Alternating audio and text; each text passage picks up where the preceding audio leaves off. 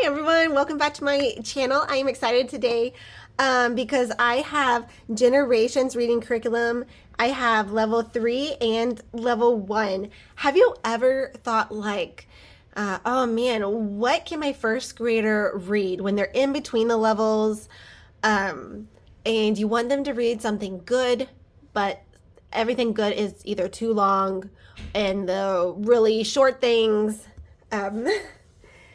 they have no logic to them. Well, this has been great for my 6-year-old son.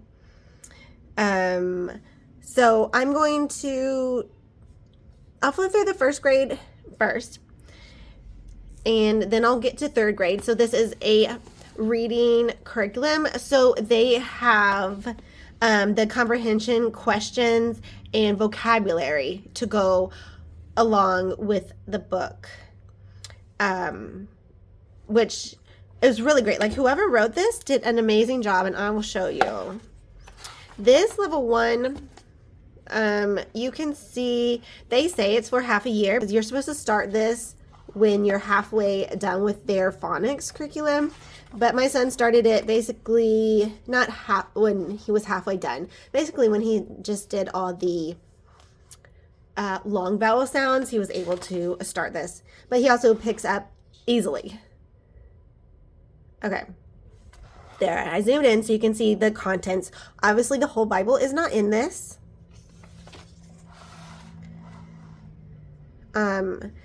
They kind of rotate through stories as they get older in grades. This goes to like 5th grade. Their God's Big Story collection goes through 5th grade. And stories also get a little deeper in meaning. So these are stories that your child can read all by themselves. Obviously, if they're at this reading level. So you can see the blue words are the vocabulary words. And so since he's, 6, sometimes I sit with him and sometimes I'll read the blue words and he reads the rest. He kind of likes that, like some motivation, but sometimes he says he just wants to read it by himself, and he will do a well enough job just reading it on his own, like sitting on the couch for 15-minute reading time and reading it on his own. Or I'll put it for the morning, to what to do in the morning. So I'm going to flip through and I will start explaining. So here's chapter 4, the Tower of Babel. There's always at least one cool picture in there. And at the end, it has the vocabulary words, and it will have a faith lesson. The faith lesson is also written in the 1st grade reading level. So my son also likes to read this too. I mean, he's the type who likes to read like Lego directions and stuff. So he was really excited to actually get this. And I'm so happy I did. I was thinking about waiting till he was further along, but I am happy I got this, because now when he's like, what can I read? This is always an option, because there's always another story to read. These pages are pretty good. So yeah, as you can see, I would say one con would be the pictures. Like I like it, kind of. Their skin color is just really weird sometimes. It's like all gray, like gray skin color. I was hoping kind of for more like diversity, but we also do other Bible curriculums that have different pictures. So I try and just get, a variety of pictures in their head, so they're not like focused on just one picture, like, oh, that's what somebody looked like. But the pictures are not going to deter me, because they always are going to be super helpful for the kids to really engage and pay attention. And some of their pictures are super duper cool. They're not just cartoons. That's what I like, that they're not cartoons. Okay, so you will see the vocabulary words. So I will show you it it does get harder as you go to, like, here's chapter 20. Gideon wins the war. So the really, really cool thing is that it does get harder as it goes along in the book. And say prophet is a vocabulary word in this chapter, the next chapter will have like prophet in it. So they're supposed to know prophet, but it'll just be like a normal black reading word. So whoever designed and created this book really took a lot of time to think about the words that they were using, because these words, almost all of them, like he can read, and before using a complicated word in a story, they will put it as a vocabulary word in a preceding chapter.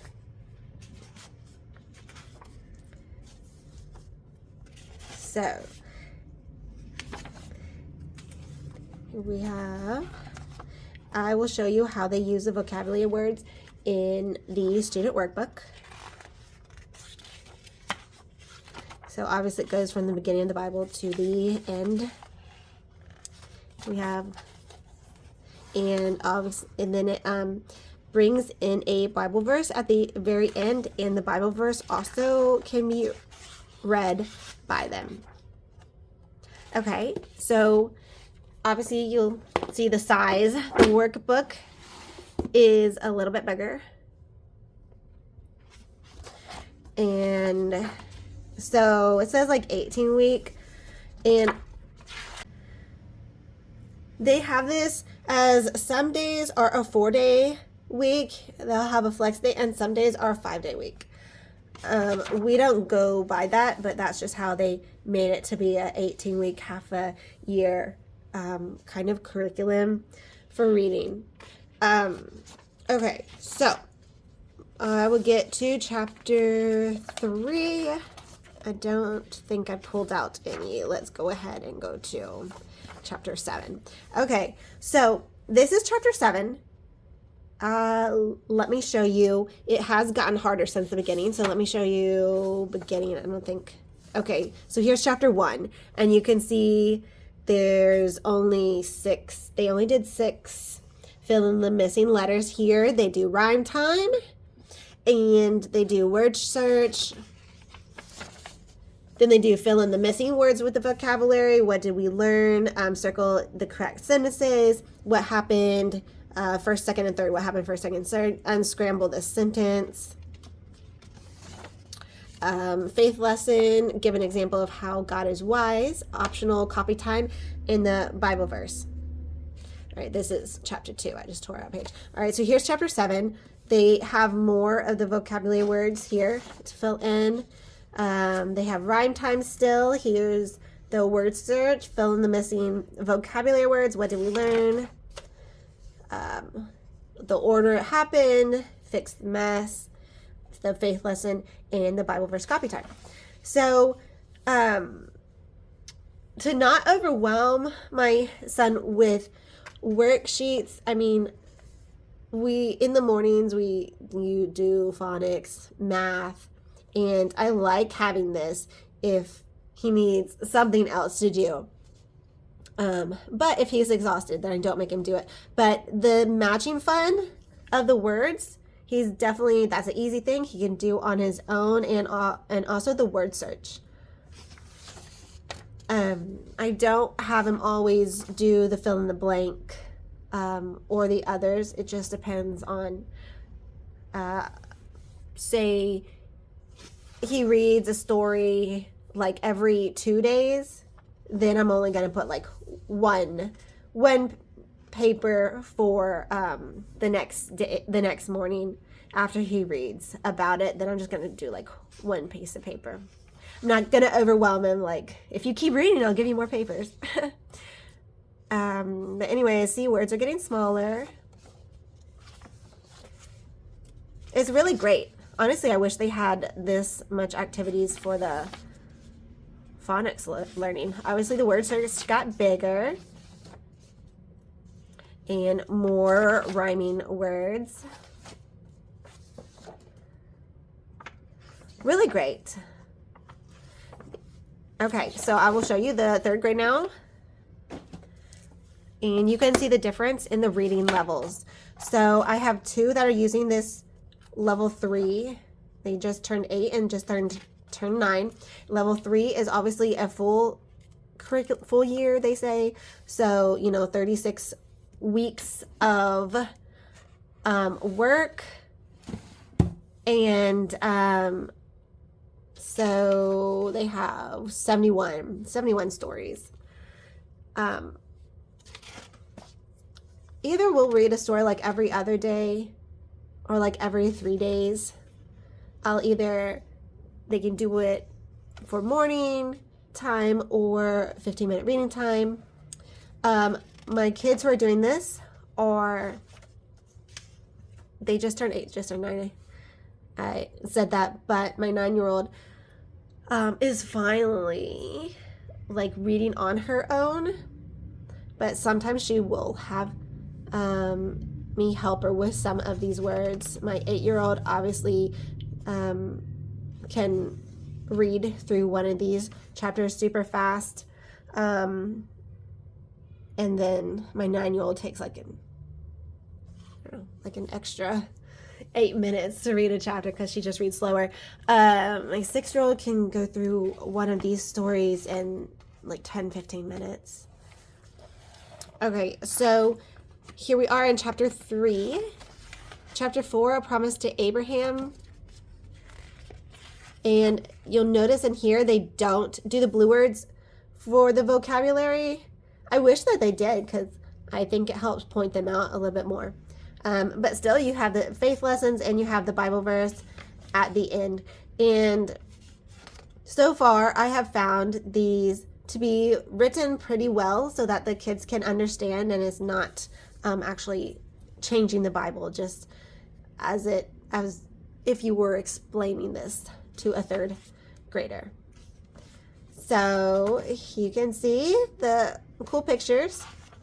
My 9-year-old definitely likes the pictures. She's a very kinesthetic learner. Here we have chapter 14, Jonah runs from God. And here we have Nineveh, Esther the new queen, chapter 16. So that's cool. They didn't put a picture of Queen Esther there, just the banquet. Haman's plot. Daniel in Babylon. So obviously I wanted my children to just have another Bible option that they could actually read by themselves.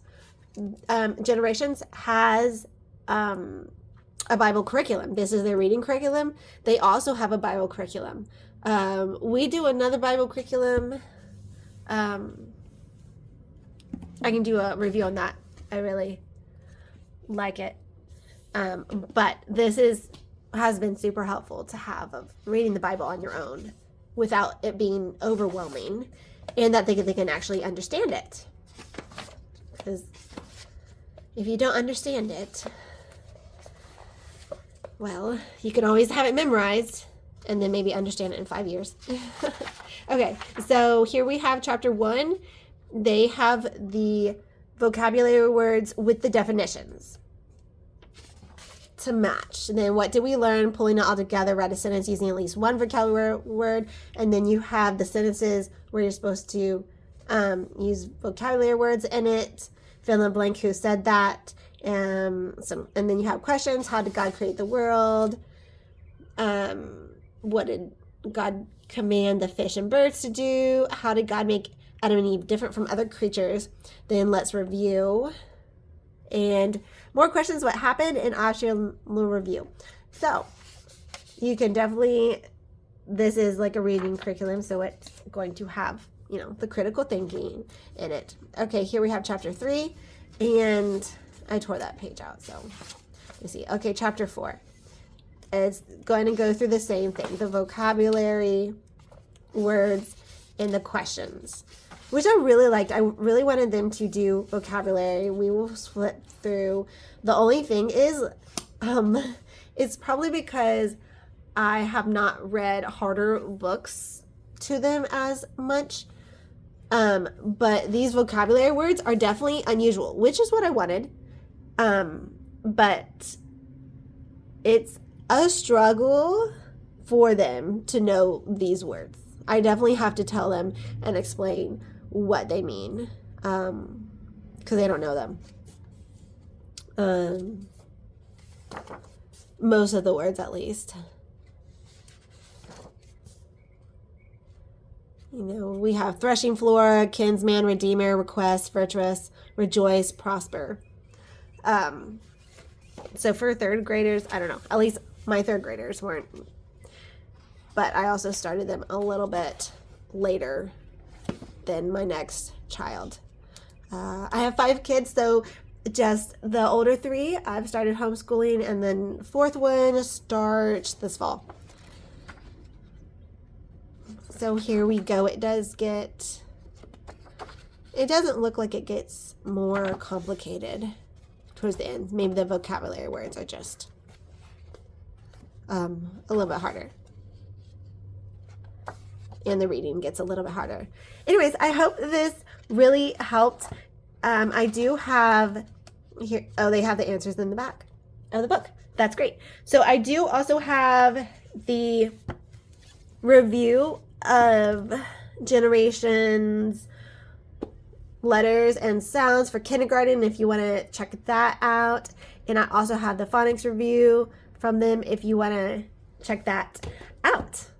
And you can see even more cool stuff in my other videos. Thanks for watching. Feel free to subscribe if you like Christian biblical books and are interested to know what we're going to be using for 4th grade and 2nd grade and kindergarten next year.